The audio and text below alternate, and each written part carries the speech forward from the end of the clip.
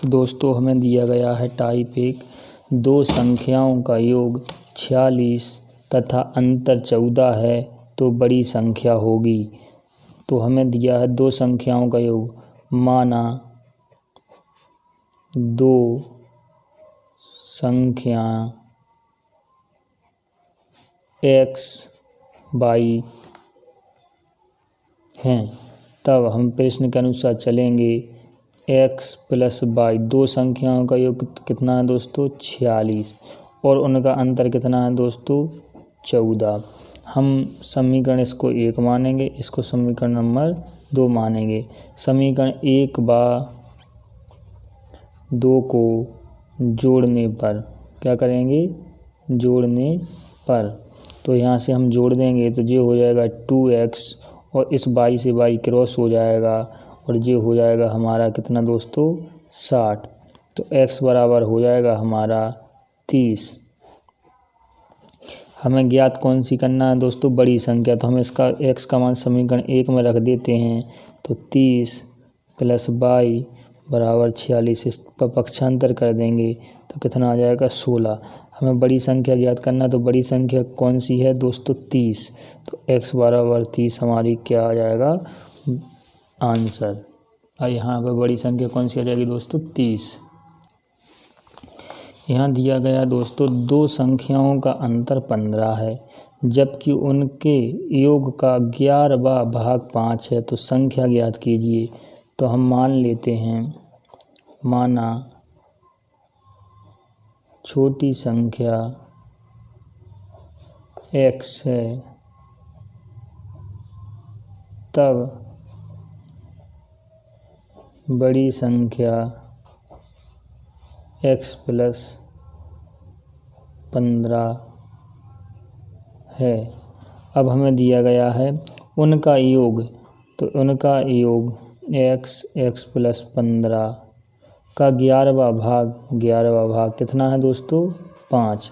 तो यहाँ से सॉल्व कर लेंगे। 2x + 15 ये हो जाएगा 55। यहाँ से 2x इसका पक्षांतर करेंगे तो 55 में से 15 जाएंगे दोस्तों, बचेंगे 40। इससे कट जाएगा 20, x बराबर आ जाएगा 20। हमें दोस्तों क्या करना है, संख्या ज्ञात करना है। तो एक संख्या तो हो जाएगी दोस्तों 20 और एक संख्या हो जाएगी 20 + 15, अगर कितनी हो जाएगी 35। कितनी हो जाएगी 35। दोनों में कितने का अंतर है दोस्तों 15 का, और वही यहाँ पे हमारा क्वेश्चन में बोल रहा है। इस प्रकार हमारा आंसर कितना हो जाएगा 20 और 15। अगला क्वेश्चन है हमारा भाग पर आधारित। हमें क्वेश्चन दिया गया है 1265 में किस संख्या से भाग दें कि भागफल 84 तथा शेषफल 5 प्राप्त होगा। तो जब भी हमें भाग पर आधारित क्वेश्चन हो और उसमें भाजक, भाज्य, भागफल और शेषफल दिया हो, तो हमें एक भाग की प्रक्रिया का एक फॉर्मूला होता है, उसको याद रखना चाहिए कि भाज्य बराबर क्या होता है, भाजक गुणा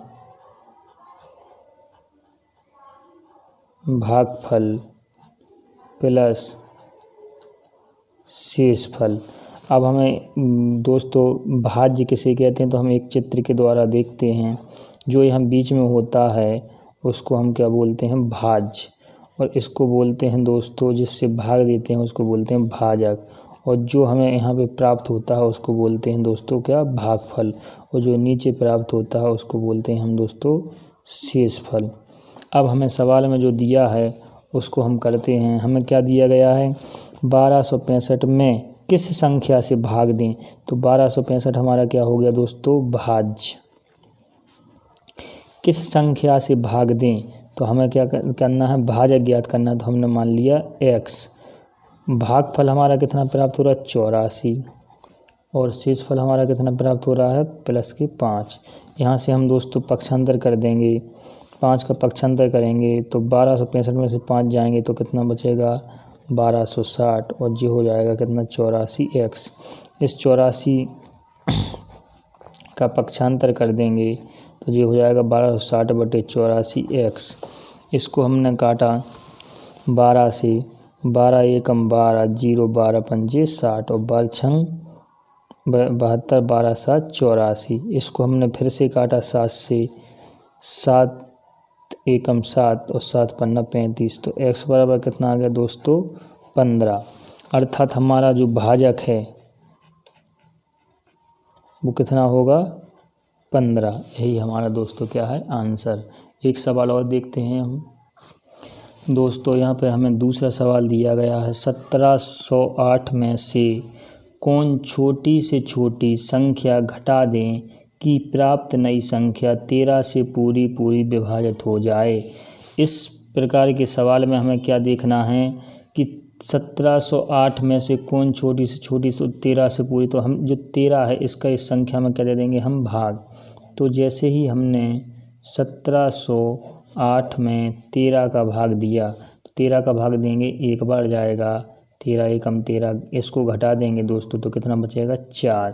अंक उतारा 0 का, 13 थी 39, फिर यहाँ पे आ जाएगा 39 घटाया तो कितना बचा दोस्तों 1। अब अंक उतारा 8 का, 13 एकम 13, कितना बचा दोस्तों 5। वो क्या कह रहा है किस संख्या छोटी से छोटी संख्या को घटा दें।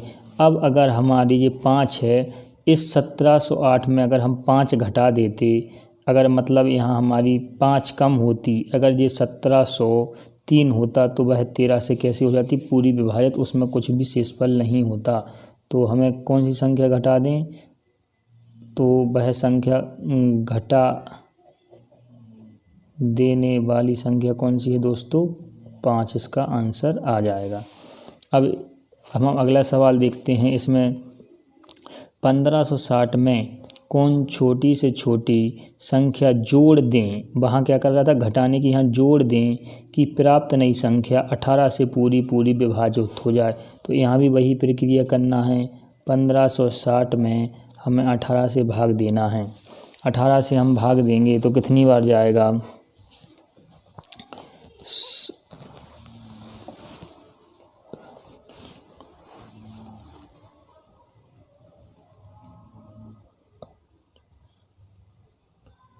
कितनी बार जाएगा 8 बार। 8 ठन्या 64 और 8 और 6 कितने होगा 14। यहाँ से हम घटा लेंगे तो कितने बचेंगे दोस्तों 12। अंक उतारा 0।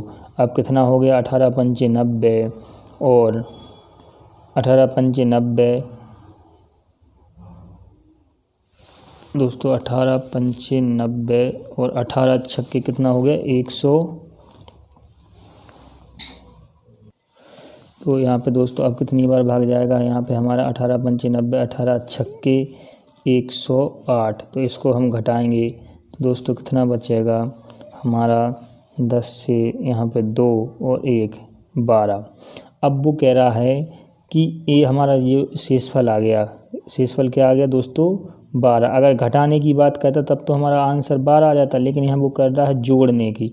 तो प्राप्त नई संख्या 18 से पूरी विभाजित हो जाए। अब हम इस संख्या जो शेषफल है इसको हमें 18 बनाना है, तो हम 12 में क्या जोड़ दें कि वो 18 हो जाए। तो दोस्तों हम क्या जोड़ दें 6। तो हमारा आंसर क्या हो जाएगा दोस्तों 6 आंसर हो जाएगा। क्लियर है दोस्तों। हमारा चौथा सवाल है भाग पर ही आधारित, जो पेपर में सबसे अधिक आता है। एक संख्या 69 से भाग देने पर शेष 45 प्राप्त होता है। यदि उसी संख्या में 23 से भाग दिया जाए तो शेष कितना प्राप्त होगा। इस प्रकार के प्रश्नों में दोस्तों हमें ध्यान देना है कि जो लास्ट संख्या है वो प्रथम संख्या को पूरी तरह से विभाजित करती है। तो हम देख रहे हैं 23 का 69 में भाग जाता है पूरा 23 या 69। तो हम इसका सीधा ही आंसर ज्ञात कर लेते हैं। शेषफल ज्ञात करने के लिए, शेषफल प्राप्त करने के लिए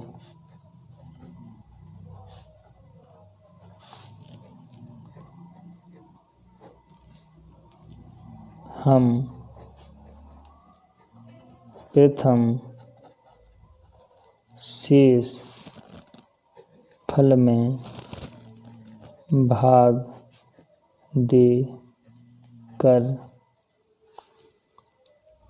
दूसरा शेष फल ज्ञात कर लेते हैं। यहाँ दोस्तों हम 45 में 23 से भाग देंगे तो कितनी बार जाएगा, एक बार। तो यहाँ पर शेषफल कितना आ जाएगा, 22। तो हमारा उत्तर जो है वो कितना, शेषफल कितना है दोस्तों, 22। यही हमारा उत्तर है। अगर यह संख्या जो पहली संख्या किसी एक संख्या 69 से भाग देने पर शेषफल, तो यदि उसी संख्या लिखा आता है 23 से भाग, तो अगर ये डिवाइड नहीं होता, अगर मान लो पहली संख्या जो दूसरी तीसरी संख्या थी उससे डिवाइड नहीं होती, तो हमारा उत्तर क्या होता, हमारा उत्तर होता कोई हल नहीं होगा, कोई हल नहीं होगा।